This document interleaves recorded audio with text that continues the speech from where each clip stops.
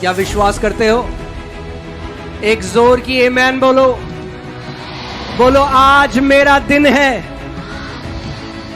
आज आपका चमत्कार पाने से कोई आपको रोक ना पाए, यीशु के नाम में। आमीन, हालेलुया।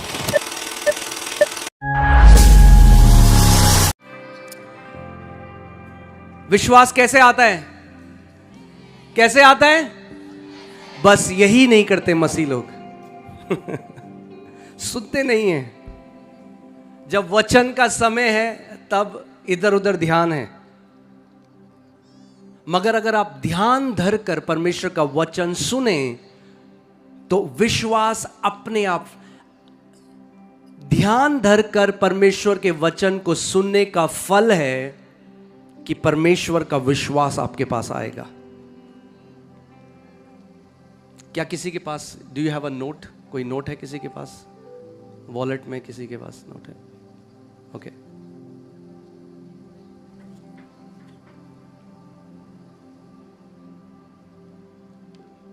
ओके, ये क्या है जानते हैं आप? कैमरा में दिखाओ जरा। ये क्या है? किसी को बताने की जरूरत नहीं है। हाँ, ये वो गांधी जी हैं जिससे सब प्यार करते हैं। ये कितने का नोट है? कितने का है? अरे गुमला वासियों, थोड़ा मुंह खोलो। कितने का नोट है? हाँ, अब लग रहा है कि थोड़ा जीवित लोग यहां पर हैं। कितने का नोट है? 500 का नोट है। तो अगर मैं दुकान में जाऊं कुछ लेने के लिए, कितने का सामान ले सकता हूं? 500 का ले सकता हूं। क्योंकि ये करेंसी है पृथ्वी की, ये मुद्रा है, ये करेंसी है। जब मैं 500 दूंगा तो 500 के मूल्य का कुछ भी ले सकता हूं। वैसे ही परमेश्वर के राज्य में पैसा नहीं चलता। आप पैसे से परमेश्वर के राज्य में कुछ नहीं खरीद सकते। परमेश्वर के राज्य की करेंसी है विश्वास। विश्वास के द्वारा आप सब कुछ पा सकते हो। विश्वास के द्वारा आप चंगे हो सकते हो। विश्वास के द्वारा आप एक दीर्घ आयु जी सकते हो। विश्वास के द्वारा आप दुष्ट आत्माओं के सताव से बाहर आ सकते हो। और विश्वास कैसे आता है? कैसे आता है? बस यही करना है आज आपको। अगले 30 मिनट अपने आप को डिस्ट्रैक्ट मत होने देना। अपना ध्यान इधर उधर भटकने मत देना। क्योंकि आज आप केवल सरमन नहीं, इस सरमन के पीछे परमेश्वर की आवाज सुनोगे।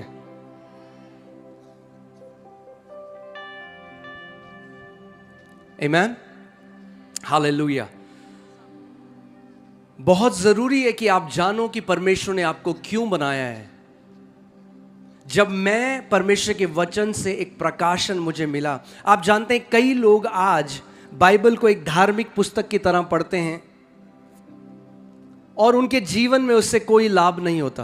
प्रभु यीशु मसीह ने फरीसियों से कहा, तुम पूरा दिन स्क्रिप्चर्स में यानी वचन में तो तुम उसको पढ़ते हो, उसका अध्ययन करते हो, मगर तुम मेरे पास नहीं आते क्योंकि जीवन देने वाला मैं हूं। जो परमेश्वर का वचन है वो हमें यीशु की तरफ पॉइंट करता है, इशारा दिखाता है।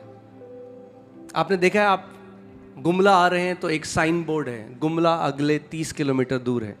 हम उस साइन बोर्ड के सामने खड़े होकर नहीं कह देते हम गुमला पहुंच गए। वो साइन बोर्ड है जो गुमला की तरफ इशारा कर रहा है। वैसे ही परमेश्वर का जो वचन है वो परमेश्वर के पुत्र की तरफ इशारा करता है कि जब वचन को हम जानते हैं तो हम परमेश्वर के पुत्र को जान सकें। मगर कई लोग आज हैं जो परमेश्वर का वचन अध्ययन केवल ज्ञान बटोरने के लिए करते हैं, और वचन हमें बताता है कि ज्ञान हमारे अंदर घमंड पैदा करता है। अगर हम केवल ज्ञान के लिए इसको पढ़ेंगे तो वो हमारे अंदर एक घमंड को पैदा करता है।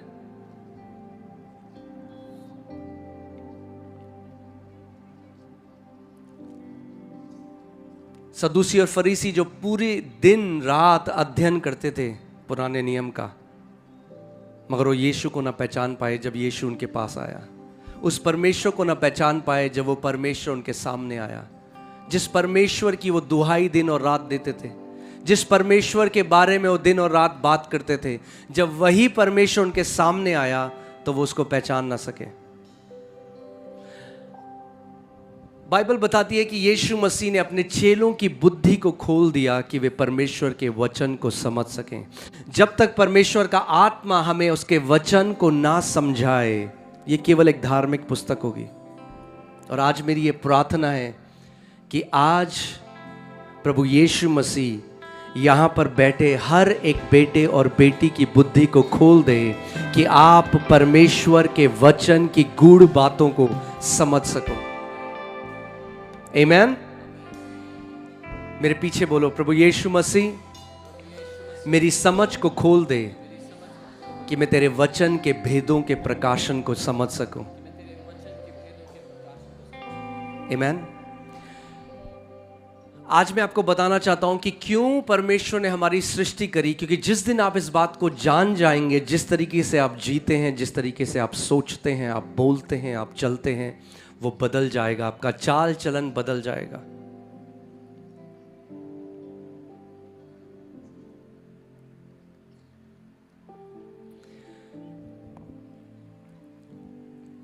उत्पत्ति 1:26 में हम चलते हैं। उत्पत्ति 1:26, पास्टर सामत क्या पढ़ सकते हैं? उत्पत्ति 1:26। मैं चाहता हूं आप ध्यान धरकर आज का वचन सुने, क्योंकि आज बहुत सारे मिरेकल्स, चमत्कार प्रभु यीशु मसीह यहां पर करेगा। आमेन, आमेन, हालेलुया। फिर परमेश्वर ने कहा, हम मनुष्य को अपने स्वरूप के अनुसार अपनी समानता में बनाएं। एक मिनट। आपका सबसे बड़ा जो आपकी आइडेंटिटी है, जो आपकी पहचान है, वो आपका गोत्र नहीं, वो आपका ट्राइब नहीं, वो आपका स्किन कलर नहीं, आप किस जगह से हैं वो नहीं। आपको सबसे पहले समझना पड़ेगा कि आपकी जो बनावट है, जब परमेश्वर ने मनुष्य जाति को बनाया तो बाइबल कहती है उसने मनुष्य जाति को अपनी समानता और अपने स्वरूप में बनाया। मेरे पीछे बोलो, मैं परमेश्वर की समानता में, परमेश्वर के स्वरूप में रचा गया हूं। गुमला, आपकी आवाज नहीं आ रही है। फिर से बोलो, मैं परमेश्वर के स्वरूप में, परमेश्वर की समानता में रचा गया हूं। आमीन। कई लोग आज अपने आप को नीचा आंकते हैं क्योंकि रंग से थोड़ा सांवले हैं, कद काठी में छोटे हैं। जैसे आप दिखते हैं वो फर्क नहीं पड़ता। आप परमेश्वर के स्वरूप और परमेश्वर की समानता में रचे गए हैं, इसीलिए बहुत कीमती हैं। आमीन। मेरे पीछे बोलो, मैं कीमती हूं क्योंकि मैं परमेश्वर की समानता में, परमेश्वर के स्वरूप में रचा गया हूं। आमीन। आगे पढ़िए पास्टर जी। और वे समुद्र की मछलियों, समुद्र की मछलियों और आकाश के पक्षियों, आकाश के पक्षियों और घरेलू पशुओं, और घरेलू पशुओं, और सारी पृथ्वी पर, और सारी पृथ्वी पर, और सब रेंगने वाले जंतुओं पर, और सब रेंगने वाले जंतुओं पर, जो पृथ्वी पर रेंगते हैं, जो पृथ्वी पर रेंगते हैं, अधिकार रखें। अधिकार रखे। क्या करे वो? अधिकार रखे। जब परमेश्वर ने आपको बनाया तो क्यों बनाया? अधिकार रखने के लिए। क्यों बनाया? अधिकार रखने के लिए। आमीन। जैसे हम जानते हैं पूरी दुनिया में अलग अलग अधिकारी होते हैं। आमीन। वैसे ही परमेश्वर ने आपको भी आत्मिक जहां में एक अधिकारी बनाया है। जब तक आप इस बात को नहीं समझेंगे तो आप भीख मांगते रहेंगे, आप गिड़गिड़ाते रहेंगे, आप परमेश्वर से भीख मांगते रहेंगे, ये ना जानते हुए कि परमेश्वर ने आपको अपने स्वरूप में, अपनी समानता में रचा है। और जब मैं बाइबल को पढ़ रहा था, इसका क्या मतलब है कि परमेश्वर ने हमें अपने स्वरूप और अपनी समानता में बनाया? ध्यान से सुनना। बाइबल कहती है कि शुरुआत में सब अंधकार था, पृथ्वी बेडौल थी, सुनसान था, और परमेश्वर का आत्मा गहरे जल के ऊपर मंडरा रहा था।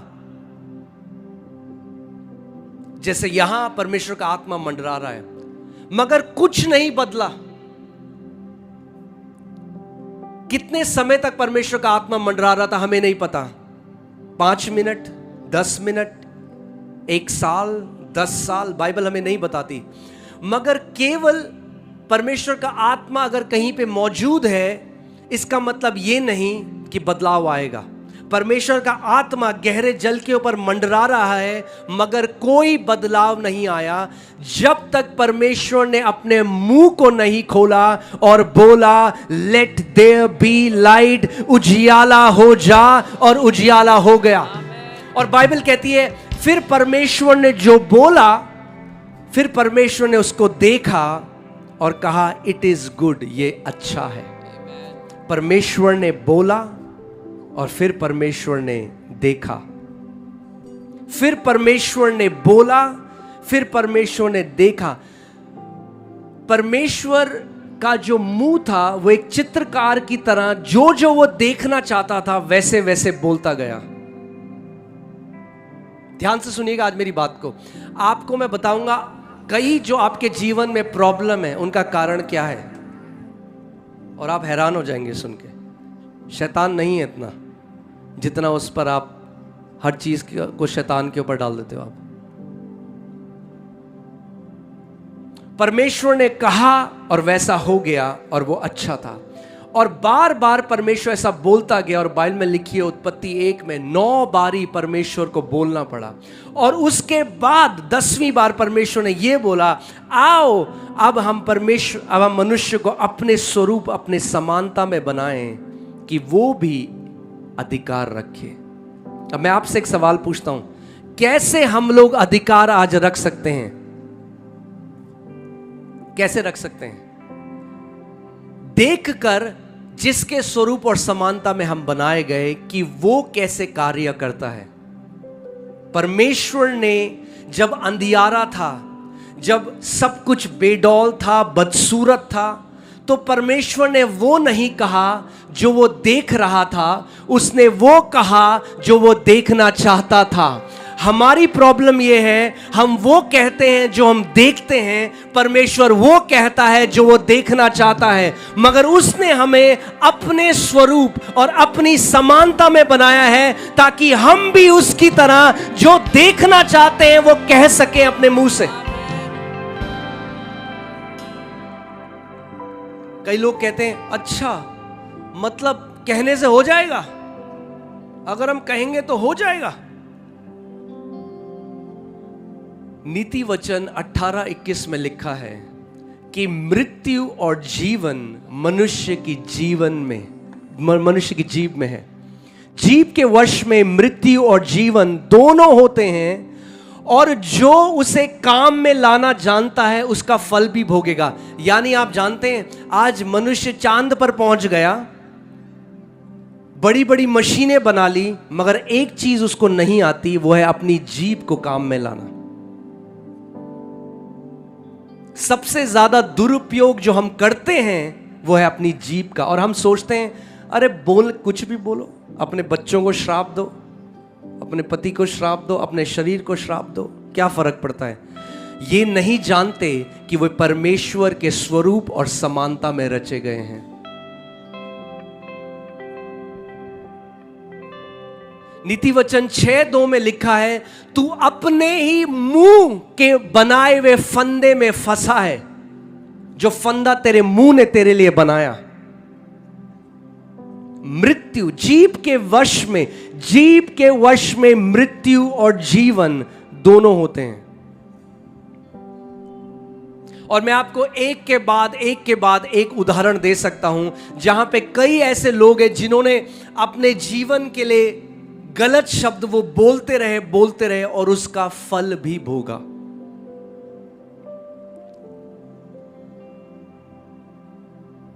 एक बहुत फेमस एक्टर है अमेरिका में, अब तो उसकी मृत्यु हो गई, पॉल वॉकर करके, अगर मुझे नाम सही है तो। मगर वो जो भी इंटरव्यू देता था तो बोलता था, उसको कार चलाने का बहुत शौक था, रेसर का। तो कहता था मरूंगा मैं तो कार चलाते हुए एक्सीडेंट में मरूंगा। और कई बारी हमें लगता है जब हम ये शब्द बोलते हैं तो ये कोई फर्क नहीं पड़ता। बोलता गया बार बार, अलग अलग बार, मैं अगर मरूंगा तो कार क्रैश में मरूंगा, मुझे कार इतनी पसंद है। आप जानते हो कैसे मरा? Car accident. जीभ के वश में मृत्यु और जीवन दोनों होते हैं। अगर आप अपनी जीभ को कंट्रोल नहीं कर पाए, कभी भी एक जयवंत जीवन नहीं जी सकते। आप मीटिंग से मीटिंग में जाओगे, आप एक परमेश्वर के दास से मिलोगे, फिर दूसरे से मिलोगे, वो अच्छा है, मगर अगर जयवंत जीवन जीना है तो खुद का विश्वास डेवलप करना पड़ेगा, बनाना पड़ेगा। आप किसी और के विश्वास से अंत तक नहीं चल सकते, एक जयवंत जीवन नहीं जी सकते। अपने पड़ोसी को बोलो, विश्वास में मजबूत होने का समय आ चुका है।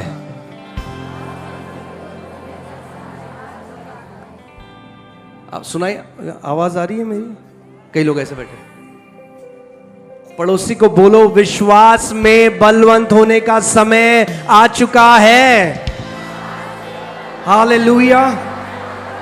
इस हिंदुस्तान ने अभी तक ईसाइयों को देखा है, मगर वो समय आ रहा है जब परमेश्वर के बेटे और बेटियां खड़े हो रहे हैं, जो किसी धर्म का प्रचार नहीं करेंगे, जो प्रभु यीशु मसीह की सामर्थ में चलेंगे, जो दिखाएंगे कि स्वर्ग का राज्य आ चुका है और जो कोई उस नाम पर विश्वास करेगा वो उद्धार पाएगा।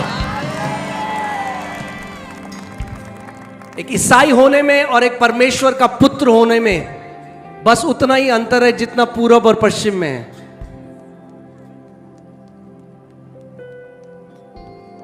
यीशु मसीह हमें ईसाई बनाने के लिए नहीं आया, वो हमें परमेश्वर का पुत्र बनाने के लिए आया।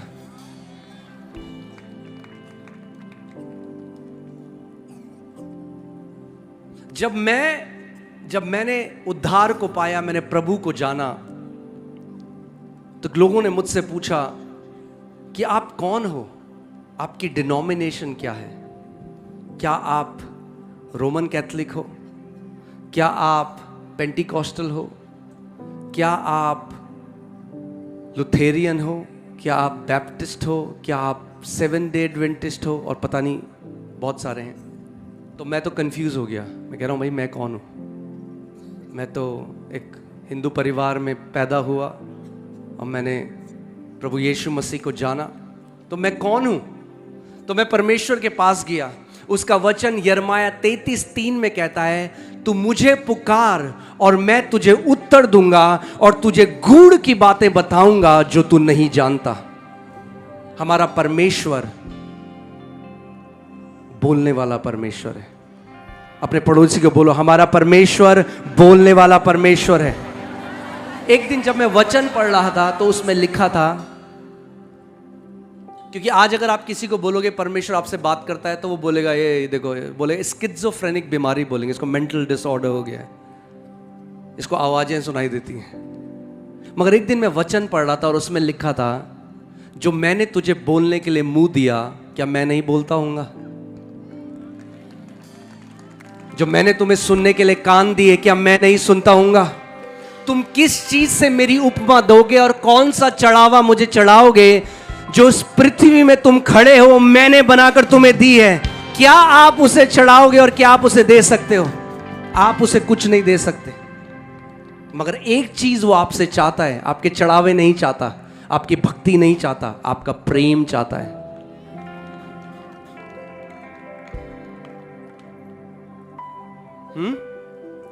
क्योंकि भक्त क्या करता है? भक्त सुबह उठता है और 10-15 मिनट वो बाइबल पढ़ेगा, प्रार्थना करेगा, मगर उसके बाद जब वो जाएगा तो वो वही करेगा जो उसे करना है, फिर वो भूल जाएगा क्योंकि भक्ति कर दी सुबह। मगर जो प्रेमी है वो एक ऐसा जीवन जिएगा जिससे उसके प्रेमी की महिमा हो। आमीन। मैं आपको कोई कथा सुनाने के लिए नहीं आया हूं दिल्ली से। मैं आपको आज परमेश्वर के वचन, मैं आपको वो कुंजी देने आया हूँ जिस दिन अगर आप इसको समझ जाओगे, एक दीर्घ आयु जियोगे, एक जयवंत जीवन जियोगे, पहाड़ों को हटाने वाले विश्वास के योद्धाओं की तरह आप जियोगे, क्योंकि आप जान लोगे कि परमेश्वर के स्वरूप और समानता में आपको रचा गया है। जैसे मैंने आपको कहा था, यीशु मसीह ईसाई बनाने के लिए नहीं आया, यीशु मसीह परमेश्वर का पुत्रों के लिए आया। वचन में लिखा है यूहन्ना 1:12 में, जितनों ने प्रभु यीशु मसीह को ग्रहण किया उसने उन्हें परमेश्वर की संतान होने का क्या दिया? अधिकार दिया। वो आपको अधिकारी बनाने के लिए आया। जो अधिकार आदम ने अदन के बगीचे में खो दिया था, वही अधिकार प्रभु यीशु मसीह ने अपने विश्वास करने वालों को दोबारा दे दिया है।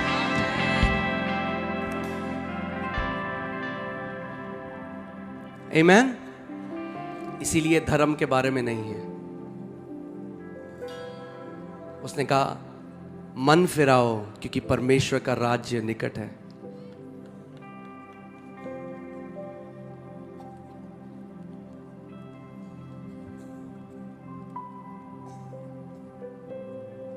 बाइबल बताती है,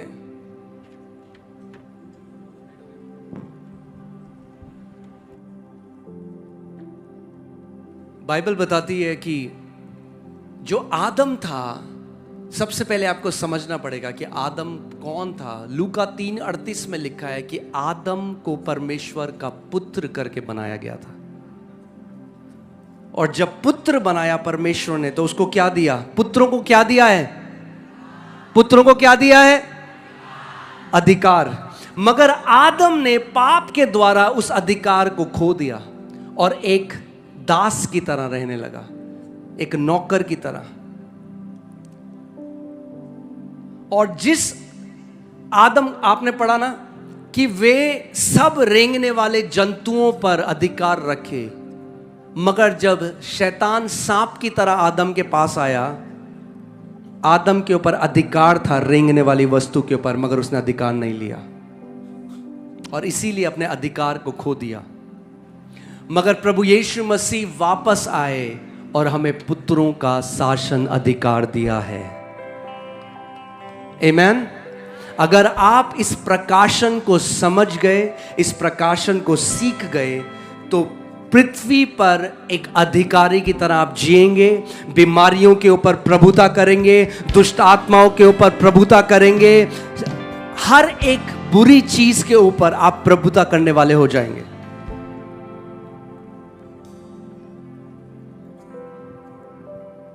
चलिए आगे चलते हैं। भजन संहिता 8 उसकी 4 से 6 हम पढ़ते हैं। कई लोग कहते हैं, प्रभु जी, कई बारी लोगों को लगता है कि ऐसी प्रार्थना करके परमेश्वर बहुत खुश होता है। ओ परमेश्वर, प्रभु जी मैं नाली का कीड़ा हूं, प्रभु मुझ पर दया कर। कल याद है मैंने आपको एक पेंटिंग दिखाई थी, एक बार फिर से लगाओ उस पेंटिंग को। कई लोगों को विश्वास नहीं है, आप गूगल चेक कर सकते हैं। हाँ, ये जो पेंटिंग है, जब मैंने देखी मुझे लगा 1000 रुपये तो होगी, 1000 रुपये की, मगर ये पेंटिंग है 1760 करोड़ रुपए की। कितने की? 1760 करोड़ रुपए की ये पेंटिंग है।